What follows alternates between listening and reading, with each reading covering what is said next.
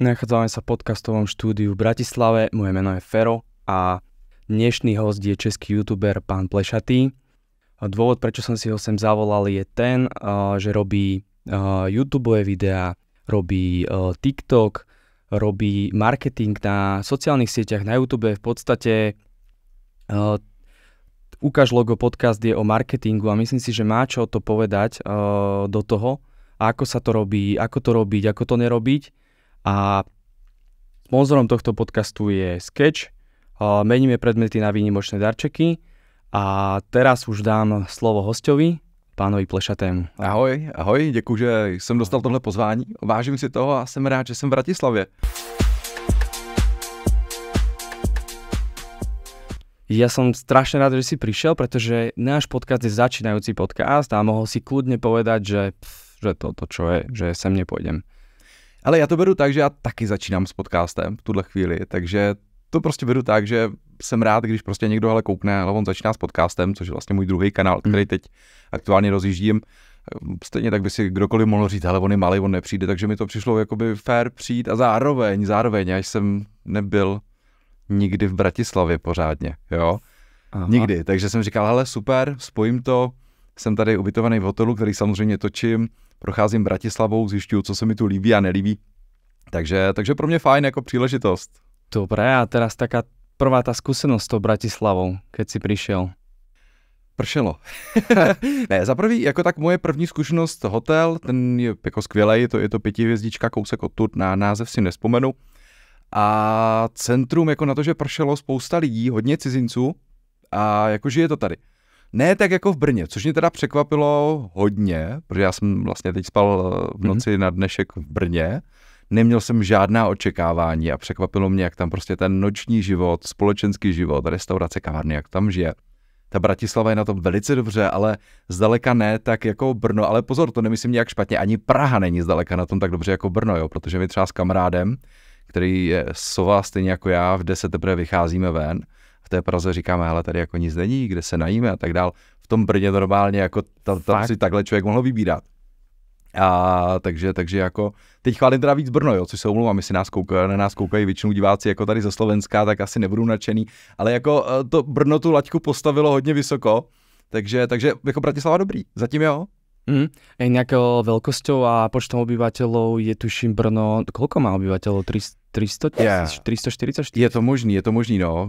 Není to, alebo není viac, má tuším, o niečo viac jak Bratislava, no nevadí. Tak to neviem, to bych lhal. Dobre, moja otázka je taká, že tá prvá, že v podstate ako si ty začínal, alebo čo ťa motivovalo k tomu, že idem ja točiť videá, alebo že proste, kde bol ten začiatok, že čo bol ten taký, ten prvotný motivátor, že idem do toho, pretože taká istá vec bola aj u mňa, že v podstate mal som také obavy, alebo mal som také, že voči tomu, že toto robiť, že mám to robiť, nemám to robiť. A keď som proste vedel som to, že chcem to niekam posunúť ďalej, aj čo sa týka propagácie tej našej firmy, aj čo sa týka nášho marketingu, aj skúseností, tak to bol taký môj motivátor, že taký ďalší level v živote, niečo zmeniť. Jasně. Hele, u mě je to docela logická cesta, protože já jedno jakoby z mých zaměstnání, který mě teď už živí méně, ale je to jedna z věcí, která mi přinášela jakoby nějaký živobytí, tak byl svatební kameraman, potom během covidu těch svadeb tolik nebylo, tak jsem spíš točil pro firmy a tak dál. Znamená, já jsem doma měl spoustu, já tomu říkám harampádí, jo, já už jsem to kupovala, aniž bych jako měl pro to využití, prostě různý gimbály, mikrofony, kamery, objektivy, já mám pořád tolik objektivů, že nevím, co s nima. A zároveň jsem vždycky jako točil rodinu na dovolených. Já strašně rád cestuju a to jako ono si to jako spousta lidí představuje jako hrozně idylicky a romanticky, ale ono to vypadá takhle, jo, na manželku. Miláčku, stůj. Jo, tak, teď 2 kroky. Ne, prosím tě, ale pomalejš ty kroky, jo. Tak, dobrý, pojď ke mně. Nezastavuj se před tou kamerou, musíš ji obejít, jo, znovu. Tak takhle vypadalo moje natáčení, ještě když jsem si jako točil jenom pro rodinu, ale my máme jako zase jako na druhou stranu nádherný a jako při vší skromnosti nádherný prostě videa z dovolených právě kvůli tomu, že to bylo jako spousta věcí nahraných a tak dále. A já říkám, hele, tohle je jako škoda si jako točit do kapsy, nebo točit do šuplíku, nebo prostě na nějaký G-Drive, kam to ukládám. Co kdybych udělal kanál? tak jsem jako točil B-roll záběry, prostě jenom takový jako, ale tady je prostě tohle, tady je trh, tady mají takovouhle otevíračku, tady to stojí tolik, točil jsem si jídelní lístky.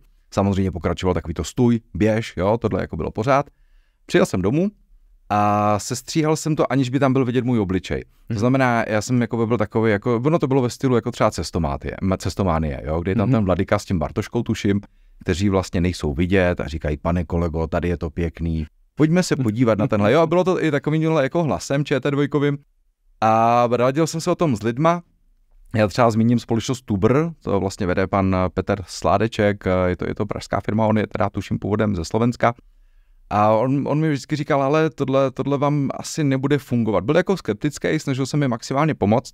Říká, vy musíte jít ven s ksichtem, prostě vy musíte jít ven s ksichtem. Ono to na YouTube nefunguje, jo? Ono to ještě jasno pojmenoval po synovi, Hugo jede, a on tam jako občas se objevil, jo? A bylo to vlastně jako, že povídám o něm, jo? Tady se Hugovi nelíbí. Normálně s tím bylo práce, to bylo jako druhý full-time job, jo, prostě já jsem si přivezl terabajty dat z každý dovolený, točil jsem to do 4K, objektivy, ostřel jsem ručně, aby to prostě fakt mělo ten look, nakoupil jsem si různý luty, jo, prostě kupoval jsem mikrofony, prostě udělal jsem si studio jenom na tohle, abych prostě ten hlasový projev, nebo aby ten zvuk fakt jako stál za něco. A normálně nepřineslo to asi za rok, co jsem tohle dělal, nic, jakože nic, nula, to do dneška, ten kanál má 542 followerů a to z toho většina přišla od těch lidí, kteří jako odhalili, že to má co dočinit s panem Plešatým. Jasne. Takže to bylo absolutně jako zklamání. Ale já jsem jako tvrdohlavý člověk, který si tu hubu musí rozbít sám, jo, jako vždycky, jo, ale jako za mnou přijde prostě někdo, za mnou přijde prostě mistr v oboru a řekne, hele, to ti nebude fungovat, musíš to udělat takhle. A já říkám, co to potom ví, jako ne, to jo, jako co to mi bude radit. Takže já si to hubu vždycky rozbiju sám, řeknu, ale on měl asi pravdu, no. A tak vznikl jako pan Plešatý a já jsem zkusil natočit pár videí jako pan Plešatý a najednou prostě stovky zhlídnutí, tisíce zhlídnutí a najednou jsem natočil úplnou kravinu. Já jsem tehdy byl dávat na olej Superba nebo nějaký auto, co jsem tehdy měl, Superba asi. A oni mi dali oktávku a mě to auto hrozně štvalo, ale hrozně. Já jsem vzal obyčejný GoPro, prostě bez mikrofonu, jo, tam je slyšet zvuk větru, prostě nekvalitní, desaturovaný, hnusný obraz, všechno. Prostě jsem to vzal, tak jako to, a začal jsem prostě klít a začal jsem to auto strašně pomlouvat. Jenomže já jsem se dotkl český mody a najednou, prostě já úplně no name, 500 000 zhlídnutí. A já říkám, to není možné. Wow.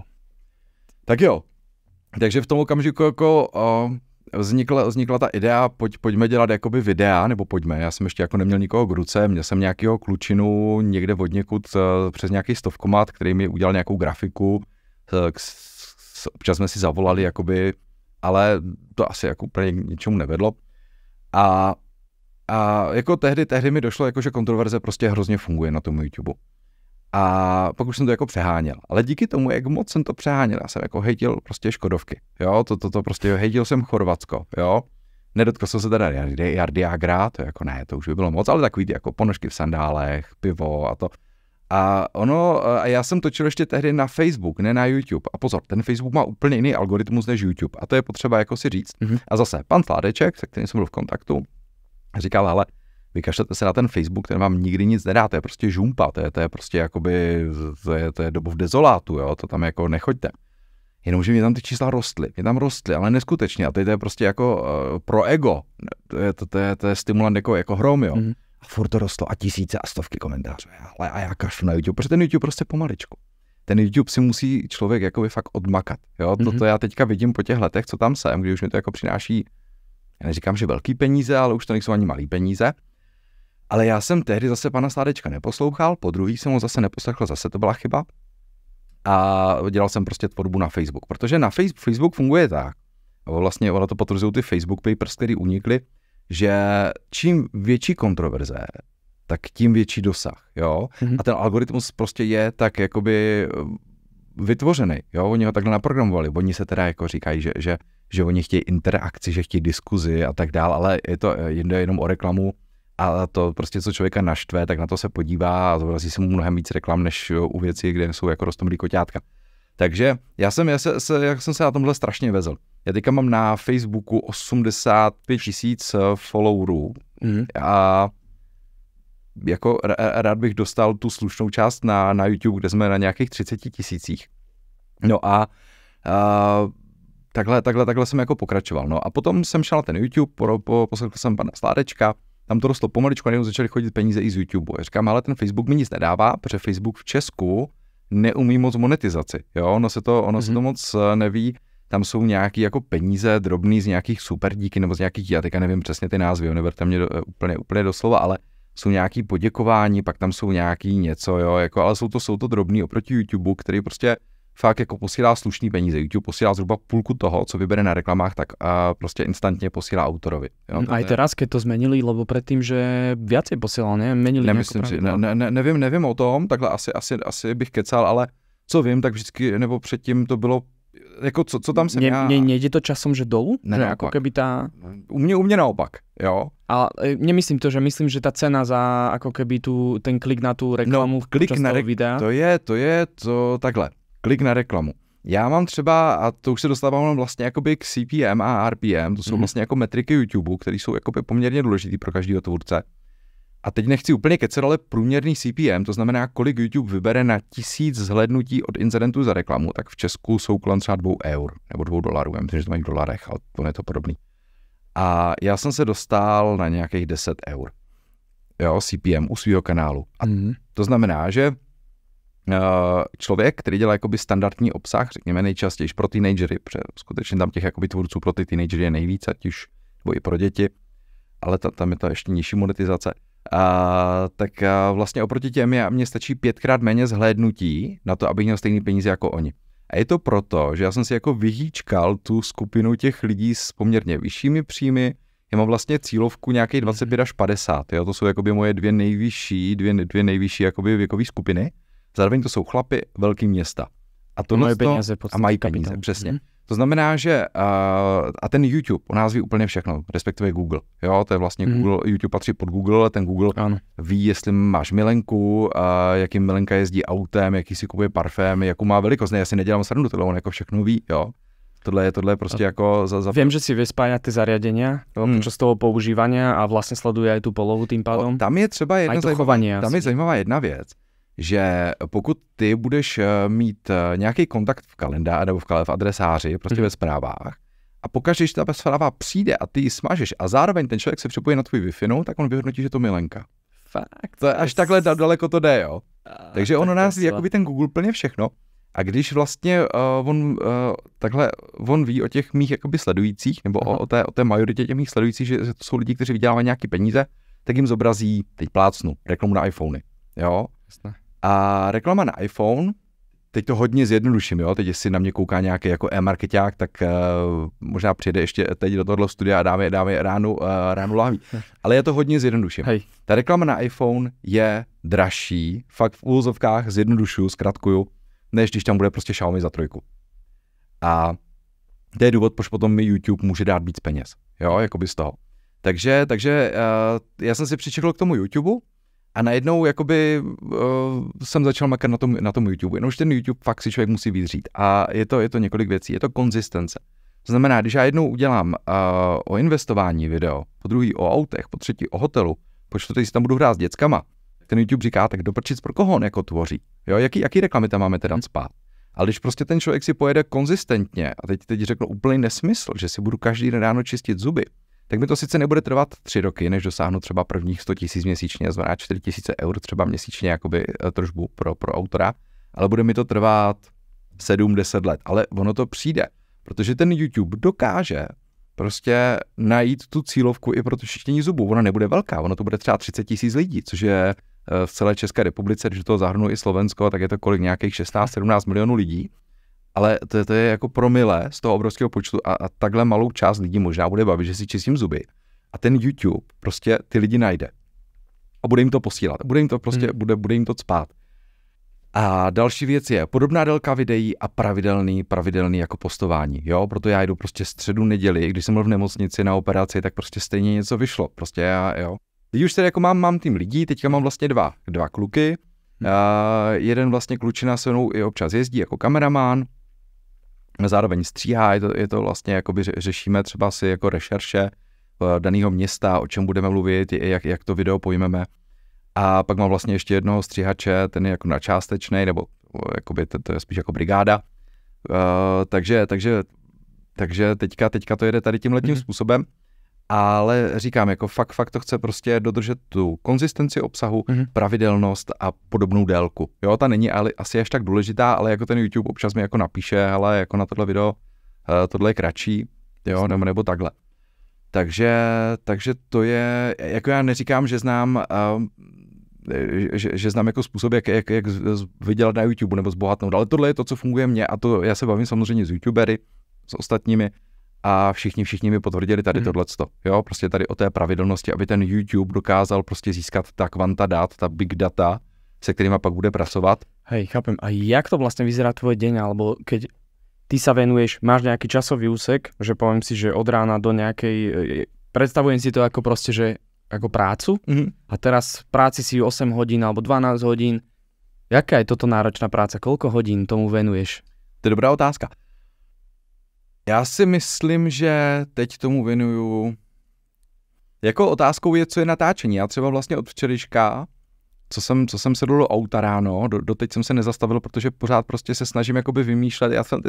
Měl jsem teďka půl hodiny na hotelu si sednout, jo, od včerejška od rána.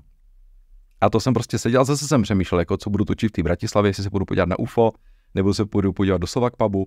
Jo, prostě člověk jako přemýšlí, takže ono jakoby, a to je to, co mě na tom nejvíc baví. Jako já úplně, co jsem nenáviděl, a nedělal jsem to v životě moc krát, ale samozřejmě pár let mám jako odsazený v kanceláři nebo v obchodě a prostě dělal jsem samozřejmě i takový ty takzvaně normální práce, i když mě tady už moc normálně nepřijdou, ale mám to odsazený a to je to, co já nenávidím. Jo? Já radši budu prostě 24 hodin v kuse makat a pak na týden odjedu na dovolenou nebo na opak nebo tohleto, ale jako žádná pravidelnost v tom není. Je to vždycky podle potřeb, vždycky se domluvám s klukama, kdy třeba stíhají, co se stříhat, nebo že jo, některý videa jsou sponzorovaný, takže je potřeba se domluvit, udělat nějaký timing.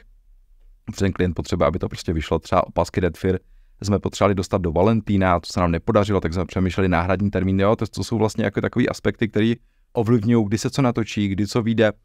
A já toho mám víc, jo, já ještě pořád jakoby točím, jakoby komerčně, tak to je vlastně, ale o to už mluvu opouštím, protože čím víc vydělává ten YouTube, tím víc se snažím investovat času do toho YouTube i peněz teda, do toho píšu a teďka vlastně rozjíždím ten podcast. Myslíš spolupráce nějaké, že komerčně, keď akože někdo tě osloví, že správně? Teď nemyslím jakoby sociální sítě, teďka myslím jakoby produktový videa třeba, nebo občas ještě natočím svatbu. Že někdo tě osloví, hej? No, že... tak já mám stálou klientelu. Jo, já mám stálou klientelu na natáčení vlastně, říkám, ono z toho hodně změnilo v tom covidu, kde já jsem vlastně před covidem dělal čistě svatby.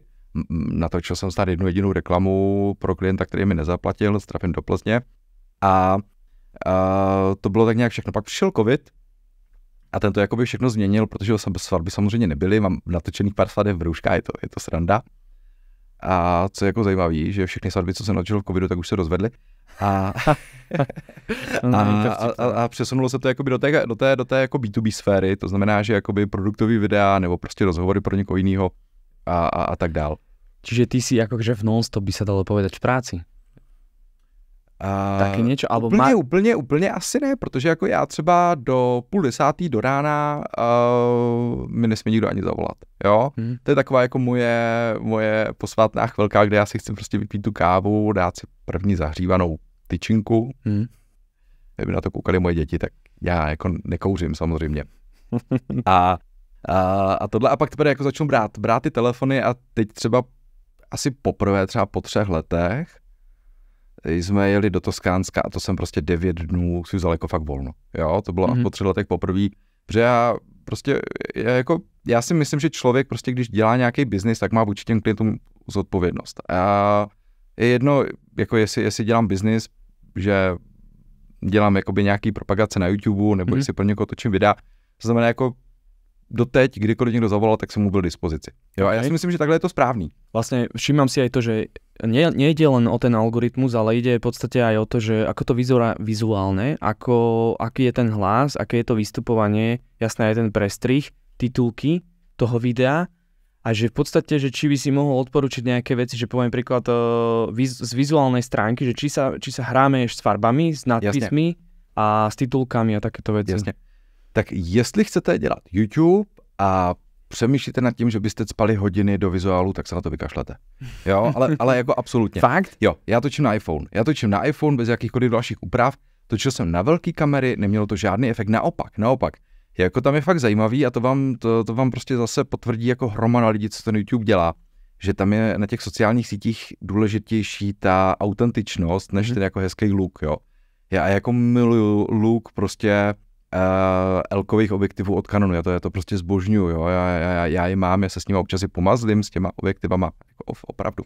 Ja sa stretávam s takou vecou, že čím bizarnejšia fotka, alebo že ako keby vyzerá hrozne otrasne, tak nejakým zaujímavým spôsobom funguje lepšie. Je to tak, no. A tie vyčečkané všelijaké ty proste fakt vyfotené dobré produkty alebo krásne banery, vystajlované, majú priemerný výkon, ale ty bizarné, ty zvláštné. Protože lidi se s tím neumí stotožnit, podle mě. Já když tam dám jakoby na náhledovou fotku, já nevím, teď řeknu třeba nesmysl, vyfotoshopovanou modelku, tak takových jako vidíme časopisek spoustu. A teď jako proč by na to klikal? Jako jako jak je mi to blízký? Ale když tam dám prostě, já nevím, sebe, jak mám otevřenou hubu, druhou bradu, tak řeknu, hele, ty vypadá jak Franta odvedle, kliknem na něj, jo? Ne, ale fakt takhle to funguje. Toto sa mi páči, pretože ja som toto začal uplatňovať aj vo firme, že v podstate sme pofotili obchodníkov. Dali sme naše ksichty von, aj na obálky, aj všade. A jednoducho tí ľudia sa s nami stotožňujú, prestali sme používať tie fotobanky na tie tváre. A začalo ako keby fakt aj ľudia o tom hovoria a vidím, že vnímajú nás, že toto sme ako my, tá firma, ten tím. A preto hovoríme aj ľuďom, že tie fotky z fotobanky fajn, dočasne, ale že choďte von, dajte si tam svoje fotky a aj na ten web aj všade. Jo, takže já říkám, jako já jsem předtím točil vždycky na velkou kameru, full frame. A co mi vyletělo, tak prostě byla oktávka točená na GoPro za špatných jakoby světelných podmínek, jo, se hrozným zvukem. Takže tady jsem si uvědomil, že vlastně to vůbec není o tom vizuálu. Jako zvuk nesmí být jako vyloženě špatný, jo, nesmí být nekvalitní. Máš ďalej rôzne nástroje pre tých youtuberov, že keywordy, hľadať keywordy, alebo čo ľudia hľadajú na YouTube, že spravia si podľa toho ako keby tú tému aj... Ty to asi robíš podľa komentárov a podľa toho, čo ti napíšu ľudia? Teď asi nechápu otázku. Že v podstate, že inšpirácia na nové témy, na nové nějaké videa. Ne, je to spíš o tom, co chci vidět já. Jo? Takhle, když mi někdo napíše něco, co mě zaujme, tak já tam zajdu strašně rád. Ale není to o tom, že by tady, jako třeba já jako jezdím do Prahy poměrně často za klienty, tak už tam přespím, když bych třeba nemusel, ale už ten hotel natočím. A tak samozřejmě jako sonduju, co ty lidi baví nejvíc, co by chtěli vidět. Občas dám třeba jakoby na YouTube dám anketu, ve kterým hotelu přespat.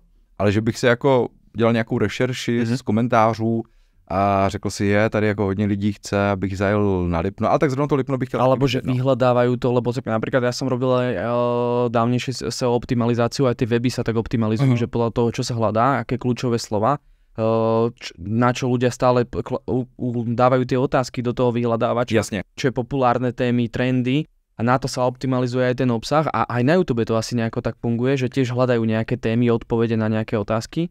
Já to nedělám, ale třeba když jako je, já nevím, třeba teďka Brno mi úplně perfektně sedlo, že tam je ta primátorka, že jo, s tou bankovkou, s tou lineou, tak to je teďka jako v Česku to docela téma, tak říkám, ale super. Jo, tak to je jako věc, na které se člověk může svíst, ale já to nedělám jako vyloženě, že bych šel po těch tématech a že bych prostě si říkal, musím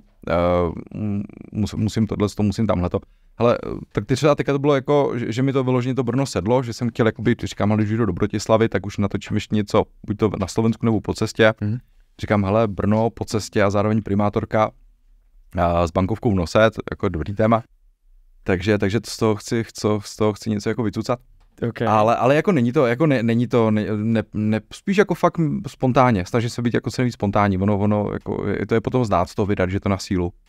Dobre, videl som v tých videách, že v podstate ty robíš dosť veľa prestrihov a teraz videl som teda, že máš aj teda nejakého pomocníka a že dosť sa to asi predĺží, že ideš na nejaký nákup alebo niečo, že v podstate ty že teraz zastavíš a teraz natočíme, ako prichádzam, teraz natočíme, ako vstupujem, teraz ja sa natočím a hovorím, že vstupujem a že, jak to asi, neviem, povedal by som, že klasická nejaká návšteva obchodu trvá pol hodinu, keď nakúpiš nejaký väčší nákup.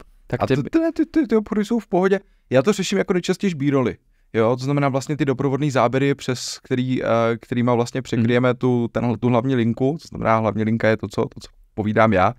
A jako asi bych neřekl, že mi to zabere. Třeba snídaně, že jo, tam je potřeba zaprvé natočit b-rolly z toho prostředí, nezabírat moc lidi. Když do 5hvězdičkového hotelu nechceš být ve videu prostě plešatýho hovada, teďka pana plešatýho.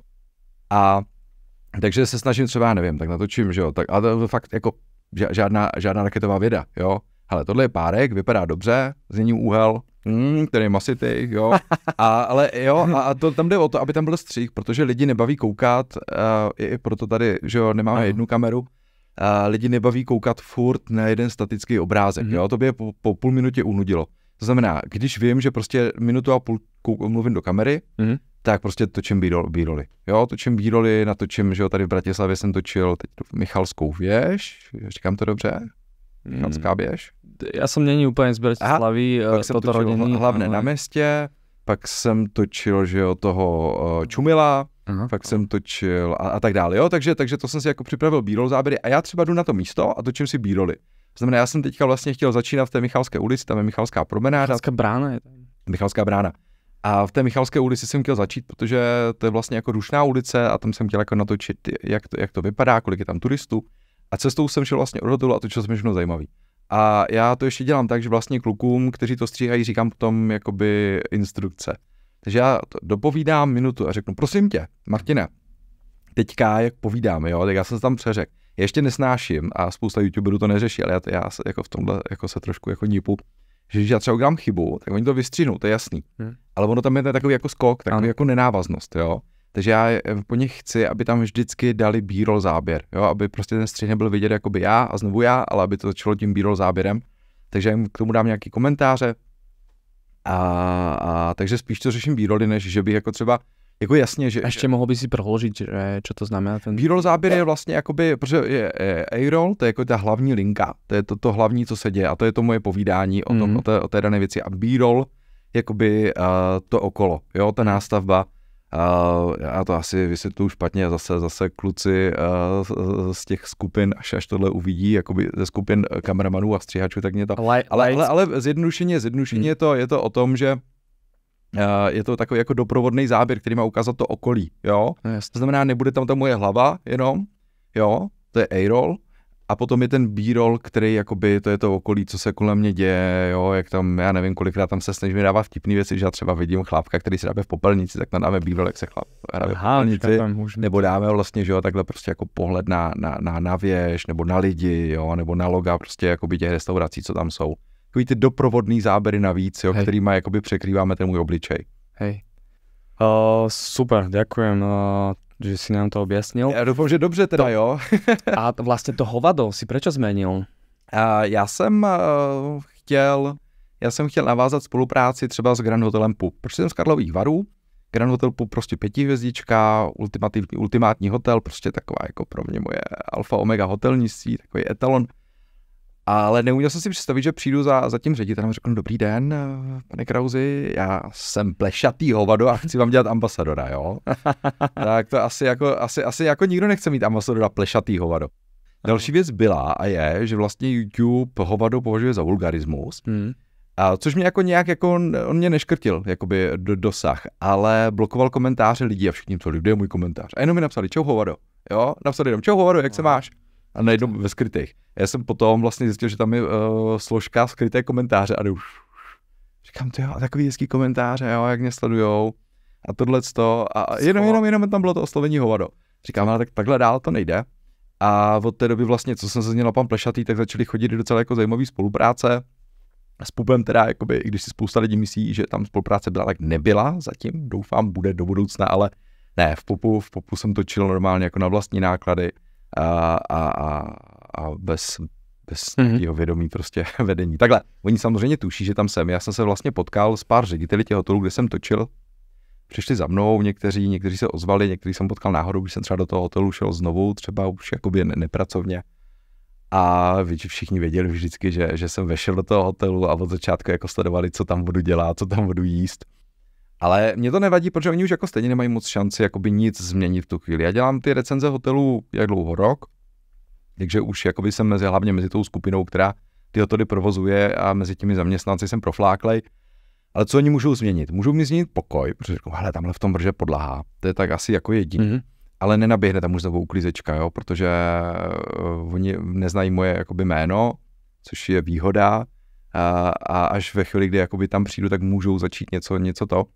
A snídaně, jako, že by udělali víc druhů vajíček, nebo by tam přidali nějaký párky, nebo by šli koupit rychle ramu, protože já mám intoleranci na mlíko, takže nemusím máslo, takže by rychle, to se podle mě neděje, jo, to znamená, oni už stejně v tu chvíli, kdy zjistí, že já v tom hotelu jsem, tak stejně nemají moc možností cokoliv s tím udělat. Vieš, čo ma zaujíma, že v podstate tí ľudia, alebo teda ja keď som riešil nejaké videá, tak v podstate môžeš použiť, nemôžeš, čo môžeš použiť do videa, nemôžeš použiť tváre jedno s druhým, spýtať si zvolenie, že teda, alebo že dovolenie, že či môžeš. Jasně. A že jako toto funguje vlastně? Já to dost samozřejmě řeším s advokátem, já mám advokáta, řešíme takový, jakoby mám nějaký notičky, jak to dělat samozřejmě od něj. Když jsou nějaké jako věci, které by se mohly zdát do budoucna sporný, tak mu zavolám.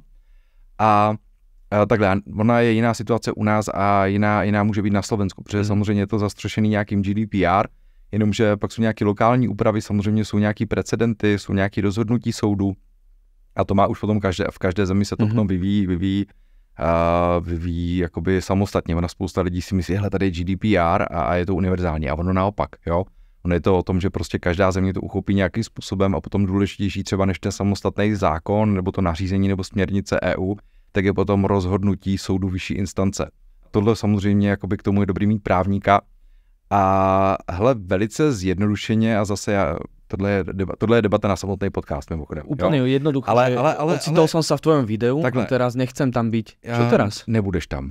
Jo, já se snažím ty lidi netočit. Jo, jako tam by to musela být sakra velká náhoda, aby tam byla vidět tvář tvoje. Já prostě hosty... Počkej, já jsem tam viděl kuriéra například. Kuriér je takhle, kdyby se ten kuriér ozval a řekl, hele, já tam nechci být, tak ho samozřejmě jakoby můžeme rozmazat. Ale ten kuriér je v práci, tomu kuriérovi nenarušujeme v žádném případě soukromí a není to o tom, úplně jiná situace je, a to se třeba konkrétně stalo v jednom 5hvězdičkovém hotelu, že si všimli, že točím, byli tam asi milenci, protože ty byli fakt jako úplně jako, jo, a jo, to byli hrozně špatný, že vedle má někdo, ještě někdo točí. A ty šli prostě na recepci, přišla za mnou nějaká manažerka a říká, prosím vás, já jsem to zkontroloval, ale oni nebyli vůbec v záběru, jo. Aha. Protože já jsem to byla snídaně a já jsem měl vlastně telefon nastavený tak, abych prostě se nikoho nezabíral. Jo, tak to je situace, kterou třeba bych tam já sám nechtěl, aby prostě vedlejší lidi u stolu tam prostě byli rozeznatelný, ale třeba jakoby jakým způsobem by dehonestovalo člověka, že ho natočím v práci, jo, že ho natočím, že dělá na recepci, že dělá kurýra a tak dál, což je jakoby úplně jiná věc, než natočit, na to jsme třeba, jako tam jsme si s tím fakt jako dali práci, respektive Martin, myslím, že to stříhal, když jsem točil nějaký akvapark, jo, a teď jako jak to natočit? A tam je prostě najednou v tom záběru 50 lidí, z toho 10 jsou děti. Co s tím? Říkám, hele, rozmazávej, prostě máš, takže tam jako to šlo ve velkém, prostě jsme mazali tam, kde je mexická vlna a nic není vidět, protože všechny ksichty jsou rozmazaný. Což jako podle mě ta hranice velice zjednodušeně je taková, lidi jsou v práci, nepracují v bordelu, teda ještě třeba, jo, jako, ani já žádným způsobem nedehonestuju. Ještě jiná situace, a to jsme taky třeba mazali, že jsme měli jakoby rozpor s jednou servírkou a tu jsme rozmazali, jo, i když byla v práci, tak prostě po dohodě s právníkem jsme ji rozmazali, aby ona to nebrala, že ji dehonestujeme. Ale když mi prostě holčina přinese kávu, tak to není zásah do jejího soukromí. Jasné. A ty, keď na teba volali policajti, lebo ty máš tam taký diel, že... To je právě ten díl, který jsem řešil s právníkem, než jsem ho vydal, jo, protože tohle a já nevím, no, co k tomu, jako tam... Ale mě si odvážný, v podstatě. Takhle, já ten díl nemám rád. Já si myslím, že tam jsem to přehnal, tam jsem překročil ty svoje hranice, to mlaskání a to, jak jsem se tam choval, ale já jsem se jako nechal trošku vyprovokovat tou situaci a říkám, hele, tohle je materiál, tohle musím jako zúročit, jo. Takže tím jsem jako, ale nejsem na to hrdý. Tohle je díl, který mi jako hodně lidí, ono to má asi 2 miliony nebo 2,5 milionu zhlídnutí na Facebooku, jo, ten díl, takže to je jako nejsledovanější díl, co jsem kdy vydal. A zrovna na něj nejsem moc hrdý, jo, to už jsem hrdější na tu oktávku, kterou jako... A tam to bylo takový, že oni tam, já teda takhle, teďka jako nikoho se nechci dotknout, je to můj názor, nemám to nějak potvrzené, ale já si myslím, že ten číšník prostě byl sfetovaný totálně. ta provozačka, prostě to byla ženská od rány ze 4. cenový a oni tam provozují prostě turist trap. Já myslím, že dokonce i kluci z Prahy, a teď nechci kecat, prostě tam točili. Oni mají hodnocení na Google 1,2 z 5 hvězdniček, ale tam píšou, proč nemůžu dát 0. A oni tam třeba dělají takovou prasárnu, nebo takhle. A oni ještě fungují? A oni ještě fungují tak jako, no tohle je výhoda jako turistických pastí, nebo výhoda pro ty provozovatele, protože když půjdu teďka tady v Bratislavě a budu Bratislavák, tak půjdu do restaurace, kde mě naštvou, tak už tam nepřijdu. Jo, pokud to bude prostě, ale pokud je to turisticky exponované místo, a notabene Praha asi není jako místo, kam by se lidi vraceli 5x, 10x za život, tam prostě člověk, že jo, zvláště asijští turisti to chtějí vidět jednou, wow, viděl jsem Hradčany, Karlův most, super. Oni je hrozně vtipný, že oni normálně celou dobu, co jdou, tak mají zapnutý GoPro. Normálně v Praze vídám to furt, protože já se pohybuji hodně v centru a oni jako si to užívají, což jako je super, jo? Že oni jako nečumí už do těch foťáků jak dřív. A oni jdou a takhle mají prostě GoPro a jdou. A všechno, celou tu procházku prostě třeba 5 hodin mají natočený. Je neuvěřitelný. No ale tyhle ty lidi přijdou do tohohle staroměstského pilíře a už to nevrátí. A jim je úplně jedno, ty obsluze, jestli je natáhli, nenatáhli, jestli byli spokojení, nebyli spokojení. Prostě mi to fakt úplně jedno. Jim jde o to získat ten rychlej profit z těch lidí. Oni jsou na úžasném místě. Oni jsou přímo pod právnickou fakultou, jo. To je vlastně, tam končí Pařížská, tam vlastně je hotel, teďka se rekonstruuje Intercontinental.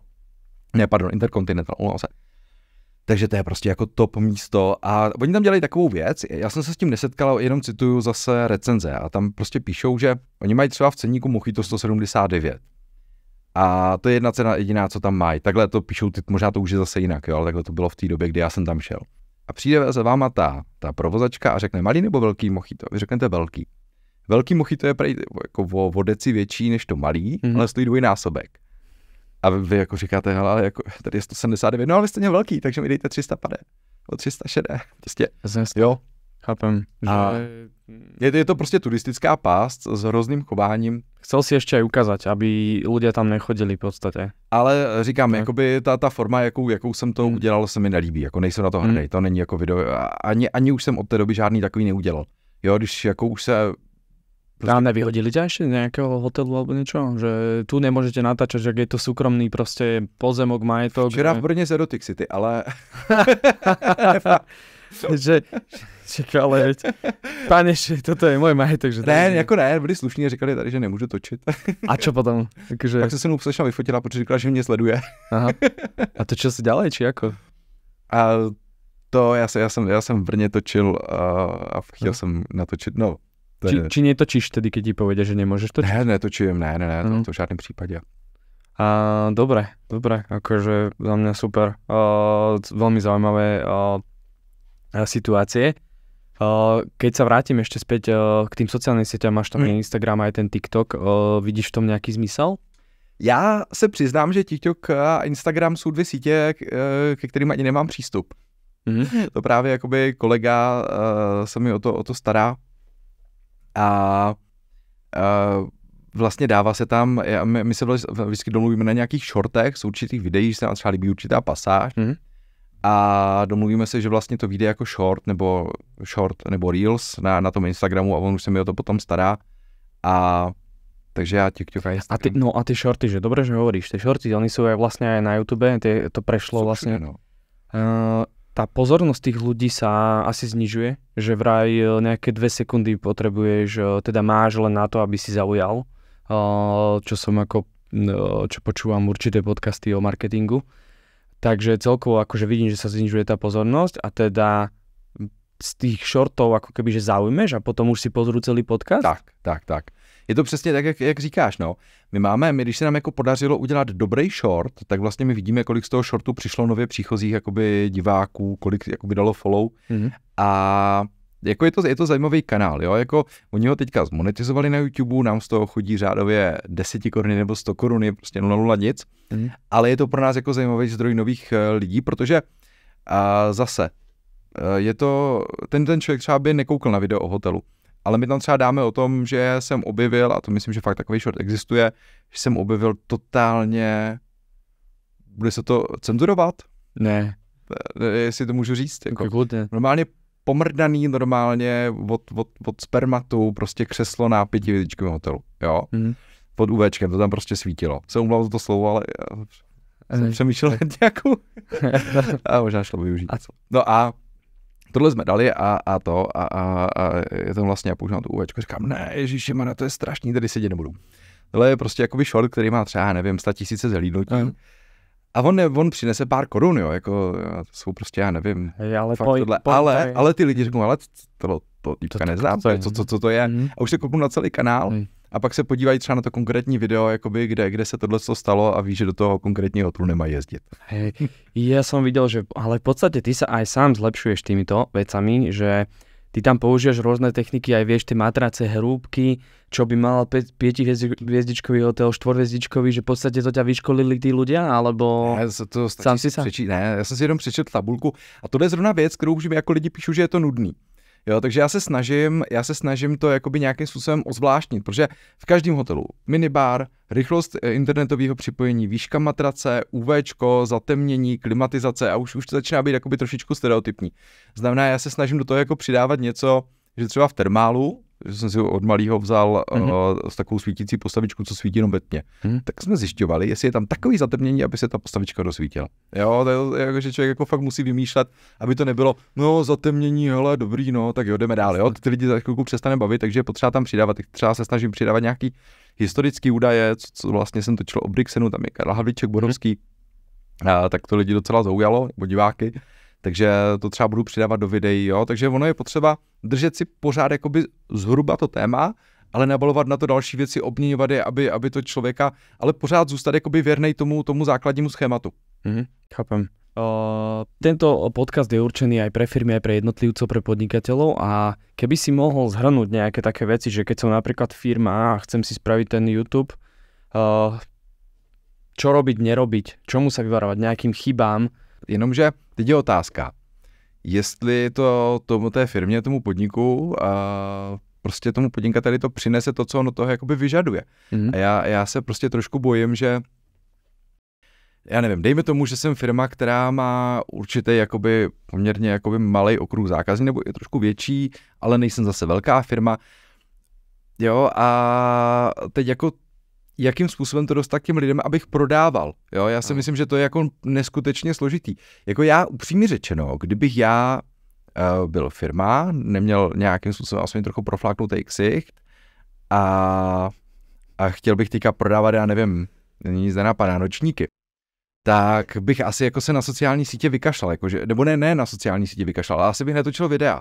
Jako, buď by se musela podařit jako fakt sakra náhoda, což se prostě kolikrát podaří a pak je to bomba, ale to je prostě jeden ze 100, že bych udělal tak úžasný virální video, který bych nemusel jakoby platit za nějakou jakoby propagaci nebo za to, aby se zobrazovala těm uživatelům a ono by se šířilo samo, že to prostě bude taková bomba. Chápem, ale predstav si, že teda máš tie nočníky a teraz začneš prvé video. Máme tu nočník. Používa sa na sedenie na nočníku pre deti od do a je v takomto farebnom. Ty bys na takový video koukal? Nikdo by na takový video nekoukal. Ale to je pravda. Jako takhle, asi určitě jako nějaký Facebook, jo, protože na tom Facebooku, i když já nevím, hele, tohle je složitá otázka, protože Facebook, já mám takovou zvláštní zkušenost, já tam mám 3x víc lidí než na YouTube. Ale mám tam 10krát menší prodeje než na YouTube. To znamená, když na mě se obrátí klient, tak se na mě obrátí, protože mám 85 000 lidí na Facebooku, což je super, já jsem za to strašně rád. Jenomže pak se potkáme, jako si povídáme mi spolu a řeknu, hele, já sice mám 85 000 lidí na tom Facebooku, ale ty vám nic nepřinesou. Vůbec nic. Protože ten Facebook, prostě tam se, já nevím, mně přijde jako, že Facebook, že kdo má, a teď se bavím o 90% lidí, takže pokud jste na Facebooku, neuražte se, určitě patříte k těm 10%. Ale kdo má rozum, tak z Facebooku prostě utek. Jo, z toho se stala taková prostě žumpa. A tam prostě zůstali lidi, zase zobecňují, bez jakékoliv kupní síly. Jo, tam jsou prostě lidi, kteří jako si hrozně zobecňují, jo, jako určitě tam je spousta normálních lidí, ale zůstala tam většina těch, kteří si dobí kredit, jezdí starýma autama a jsou rádi, zaplatí nájem, jo. A teď mají takovou jakoby ten útěk od té svý smutné reality do toho Facebooku, kde vidějí ty ostatní jako v podobné situaci, jo, a oni za to můžou a tohleto a tamhle ta vláda je špatná a tohleto, což třeba na YouTube není. A já jsem to vlastně nedokončil na začátku, tu myšlenku, protože vlastně Facebook chce zobrazovat ty příspěvky, zatímco YouTube chce co nejdelší část videa. Jenomže když ten člověk tam přijde jenom říct, že jsem idiot, tak ten YouTube vyhodnotí, ale tohle jako asi není kvalitní obsah, on na to nikdo nekouká, ale tady píšu jako jenom nějaký komentáře. Takže YouTube má prostě nejdůležitější metriku udržení diváka na tom konkrétním videu. Zatím, co Facebook má metriku udržení člověka na té sociální síti, ale to je obrovský rozdíl, jo. Znamená, že ten člověk tam píše, mezi tím mu tam blikají ty reklamy na ty půjčky, jo, a na tohle. A on píše teď tohleto a vrátí se na ten Facebook, obnoví tu stránku a zase mu tam blikají ty reklamy na ty půjčky a na kde co všechno. A zatímco, a tohle, jo, a on třeba koukne na 5 vteřin toho videa, on koukne na minutu, tomu Facebooku je to jedno, pro něj je důležité, že ho drží u TT. Zatímco YouTube hodnotí prostě jako nejdůležitější parametr, tenhle ten člověk natočil 60-minutový video a půlka lidí vydržela koukat víc než půl hodiny, jo. Takže z toho důvodu je tam potřeba i jakoby toho diváka zaujmout nějakým způsobem, udržet tu jeho pozornost a zase pokud se bavíme o takové té o tom klasickém facebookovém jakoby publiku, tak to nejsou lidi, co by dokázali půl hodiny jako udržet pozornost na jednom díle. Takže to je, a teďka se vrátím zpátky, jako pokud by byl firma, co bych dělal, hele, asi bych ten Facebook udělal, je to nějaký komunikační kanál, Instagram, pokud bych nechtěl cílit na boomery, nebo 40-50 vejš, takže spíš ten Instagram, ale asi bych si vykašlal na YouTube, jo, protože prostě ten YouTube je prostě práce a to je tak jako fakt zaměstnat člověka na full time, který prostě bude tvořit videa. A otázkou je, jestli prostě ty videa zaujmou natolik, aby ty lidi to odebírali, aby to mělo ten správný jakoby efekt. Jako já bych asi udělal to, že pokud bych se chtěl zpropagovat na sociálních sítích, tak asi, a teď ne proto, že to dělám, ale asi bych oslovil nějakého tvůrce, ale musel by jako fakt dobře vybírat ty tvůrce, to je strašně důležitý.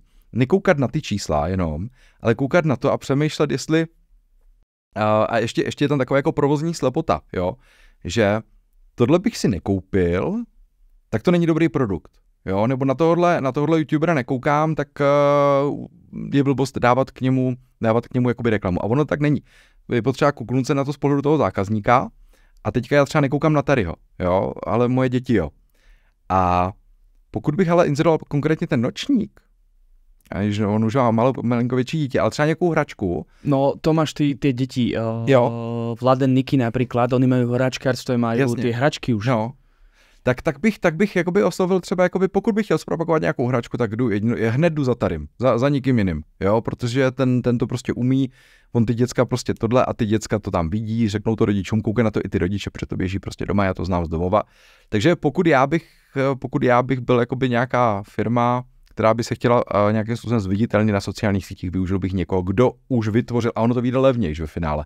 Jo, než abych já si vytvářel vlastní publikum, vlastní kanál, dělal k tomu grafiku, stříhal to a tak dále, tak je pro mě mnohem jednodušší. Tady máš prostě XY a pojďme se domluvit, jak ten produkt prostě zahrneme do toho videa. Spolupráca, áno. Nejaká spolupráca. Ako hrozí tam potom to, že on jednoducho zruší tú spoluprácu, že vybuduje si ako keby ten marketing alebo to postavenie na tom trhu vďaka tej spolupráci cez tým youtuberom a potom on povie, že kašlem na teba. To tam hrozí, jasně, že nemá svoj kanál, jasně, nemá svoje publikum. Ale jasně, ale jako fakt si myslím, že vybudovat prostě publikum, který by generovalo nejenom lajky, ale i prostě jako reálný zisk pro malou firmu. Jako úplně jiná situace, že když nějaký love brand, že jo, prostě ať už se bavíme o rohlíku, nebo ať se bavíme o globálních prostě jakoby značkách, proto je to strašně jednoduchý, že jo, protože já třeba když dám logo jakékoliv globální značky do náhledovky, tak vím, že to bude mít třeba o 20-30% větší, jakoby lepší proklik. Jo, protože prostě ty lidi, hele, Starbucks, Mekáč, to znám, tam chodím, jo, kliknou na to. Takže jakmile tyhle ty značky jako jdou ven, tak to má jednoduché. To sa mi páči, že si to spomenul, lebo tento podcast má názov Ukáž logo, takže mohol by si teda povedať, čo je úplne, že v každom podcaste sa to pýtam, že čo pre teba znamená logo. A teraz si to spomenul, že v podstate, ako to vnímaš, logo a branding? Hele, já na tohle mám takový jako specifický názor. Já jsem jako globalista, jo, jako já nejsem, teď mě všichni alternativci, antiglobalisti jako ukamenujou. Ale já si myslím, jako, že pobočky a brandy tady těch jako globálních značek nadnárodních, tomu říkám, že to jsou takové jako ambasády, jako civilizace západní, jo. Že prostě když jsem někde, kde to neznám, tak vždycky vím, že ten Mekáč, když někde vidím to Mko, tak prostě to je jako místo, kde vím, že OK, nemusí být vždycky, ale že mi z toho nebude špatně, že to bude v určitý ceně, že to bude v určitý rychlosti. I ty toalety většinou, ne vždycky. Starbucks to stejný, jo. Já třeba kolikrát se ocitnu v zemi, kde neumí dělat kávu, ta země se jmenuje Německo, ale když tam vidím prostě Starbucks, tak vím, že ta káva bude stejná jako u mě v Karlovy Vary nebo tady v Bratislavě. Aha. Takže pro mě tohle je jakoby, jo, ale... To ti to spojí, tá značka sa ti spojí s tými skúsenosťami, zážitkami. Áno. Hej. Čiže v podstate, ale to je ten, že buduješ ten brand a potedy sa ti to začne spájať. A teda mali by mať firmy nejaké loga, alebo nejaké značky, alebo stačí, že ja som SRO, alebo ja som teda Jozef a montujem okna. Loga musí být, protože já třeba, tohle je myslím, že moje starší logo, myslím, ale nebo já nevím, ty loga jsou si hodně podobný. Já myslím, že teďka je to starší, ale nejsem si jistý, možná je to nový, ale jsou si hodně podobný a je tam vlastně dominantní ta červená a oranžová, zůstalo tam stejný tričko, možná je to nový, teďka nechci kecat, ale to není důležitý. A já jsem vlastně hrozně bojoval proti tomu, aby se to logo jakoby změnilo jinak než v detailech, když jsme vlastně jako trošku rebrandovali.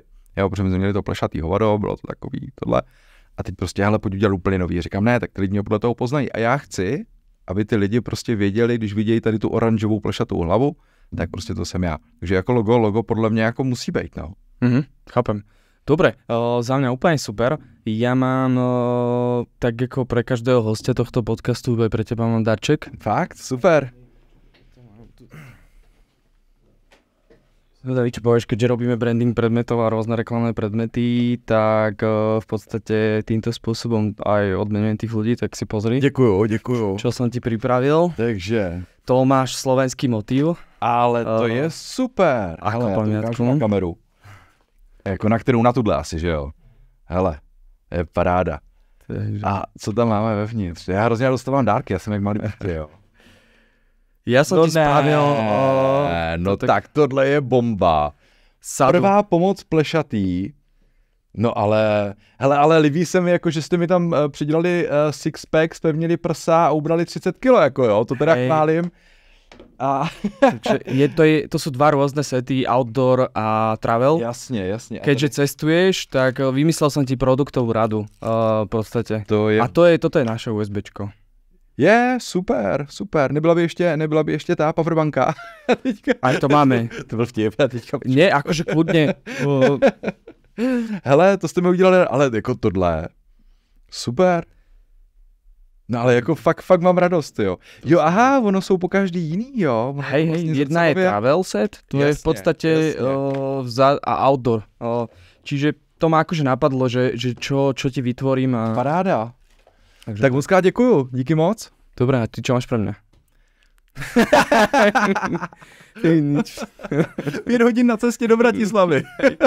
Dobré. Já to vlastně vadu strašně daleko, protože mě jako hodně lidí říká, ty nejezdíš na Slovensku, mluvíš o Německu, o Rakousku. Já říkám, já vím, ale já bydlím, 25 minut od německých hranic a do Rakouska jezdím, když jedu na Brenner do Itálie, tak jezdím jakoby pořád a já to mám na Slovensko prostě 5 hodin. Já jsem zjistil, že já to mám v noci, když jsou volné německé dálnice, rychlejš do Saarbrückenu, do Francie, než do Bratislavy.